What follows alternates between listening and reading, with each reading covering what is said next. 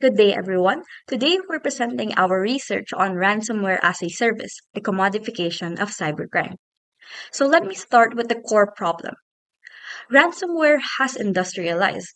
What used to be isolated attacks has evolved into ransomware as a service, a professionalized franchise economy where criminals operate like legitimate businesses.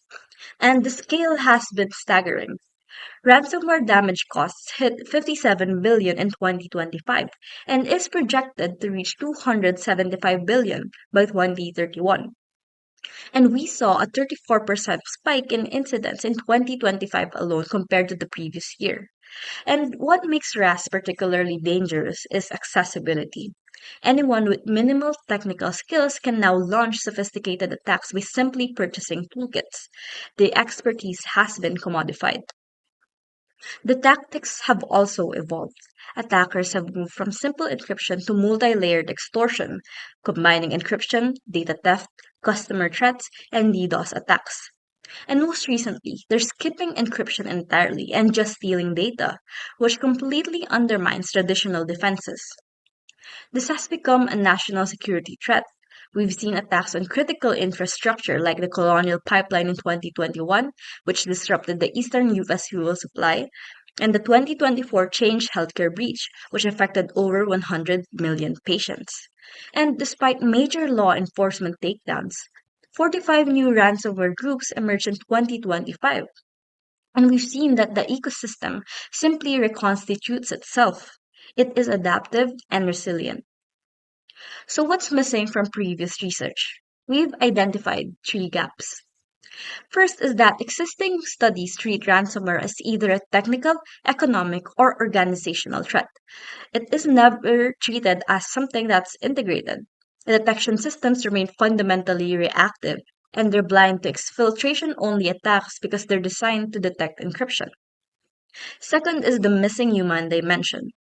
Multi-layered extortion deliberately overwhelms decision-makers psychologically, yet this is completely under-theorized. And while organizations invest heavily in threat hunting and governance frameworks, there's no empirical evidence that these actually work.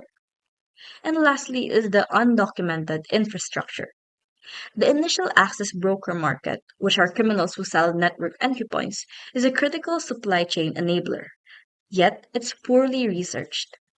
And our contribution is we aim to provide a comprehensive, integrated framework viewing RAS as a complex adaptive socio-technical system from 2021 to 2025, examining how technology, economics, and human behavior interact and co-evolve to create an ecosystem that consistently outpaces our defenses.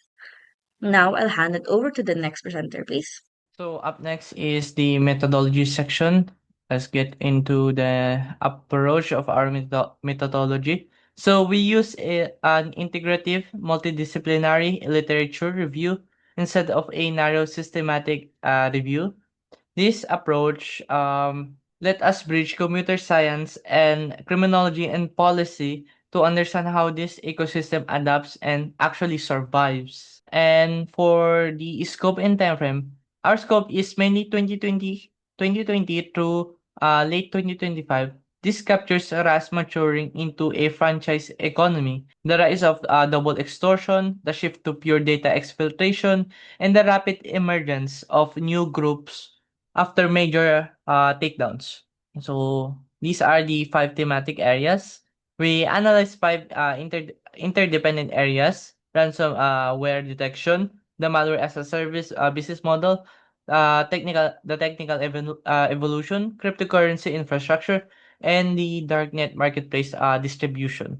And following up with the search strategy and data sources, since academic publishing lags behind active threats, we use a dual track strategy. We combine peer reviewed academic databases with primary threat intelligence from industry leaders like chain analysis and flashpoints. So, moving on to the inclusion and exclusion criteria, we strictly filtered for English language sources from 2022 to 2025. Crucially, any industry report without a transparent methodology was excluded, and this left a highly vetted corpus of 29 sources. This is the inclusion and exclusion criteria, and this is the final corpus, which contains 29 of the sources. For data extraction and synthesis, because our data range from blockchain forensics to machine learning benchmarks, a statistical meta-analysis wasn't really possible. Instead, we used Braun and Clark's reflexive thematic analysis to inductively identify structural patterns across the ecosystem. So I want to show you the theoretical framework where we applied the socio-technical system theory for system co-evolution, the input process output framework to map the attack supply chain, and the cognitive security models, which is used to analyze psychological pressure during extortion. And I wanna raise up the methodology limitations.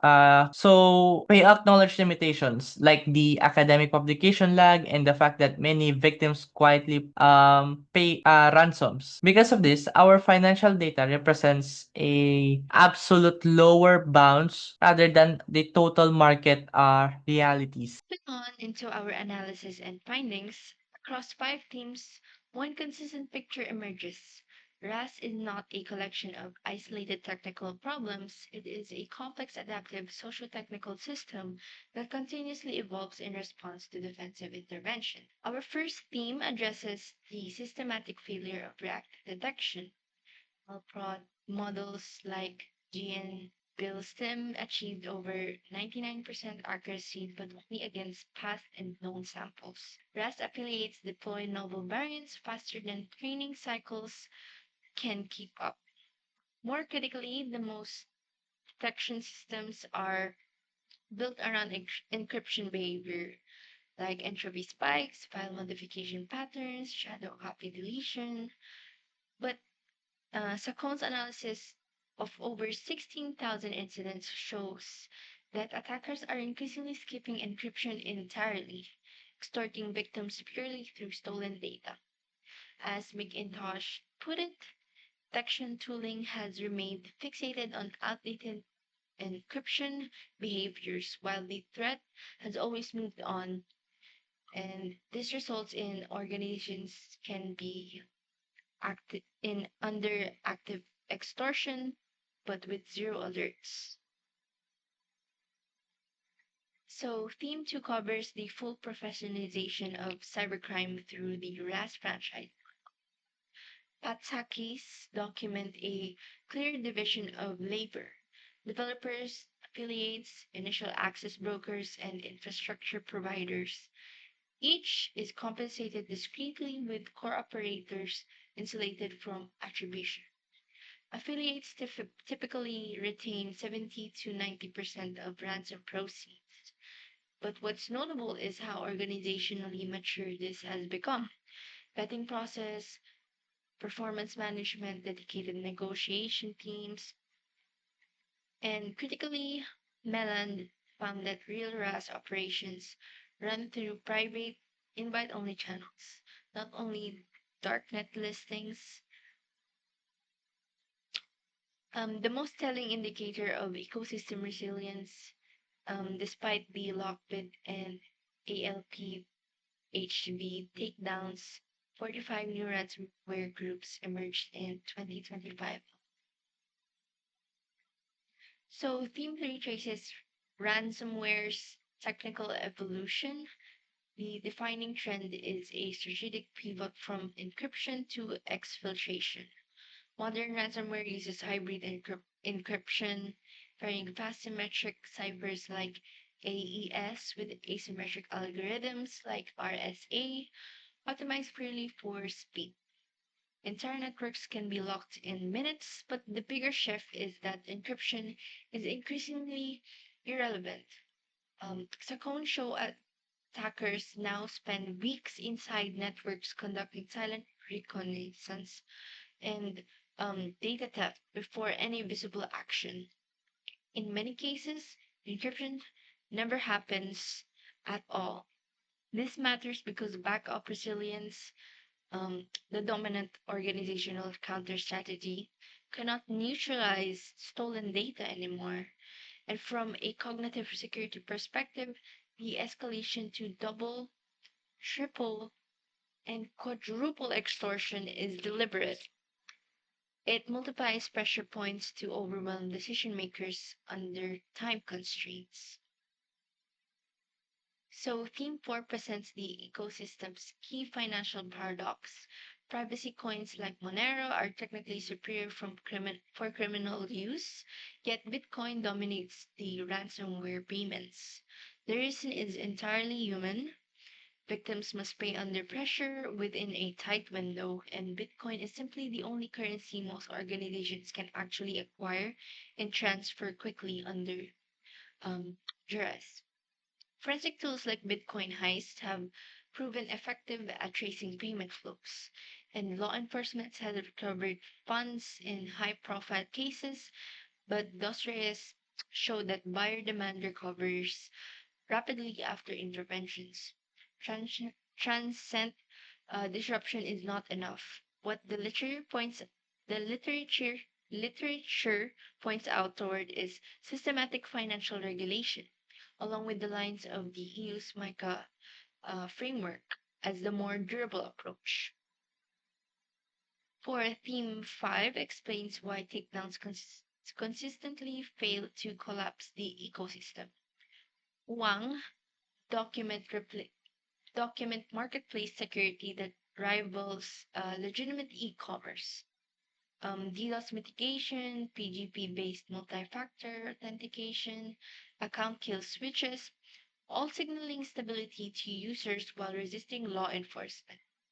Vendor careers are sharply stratified.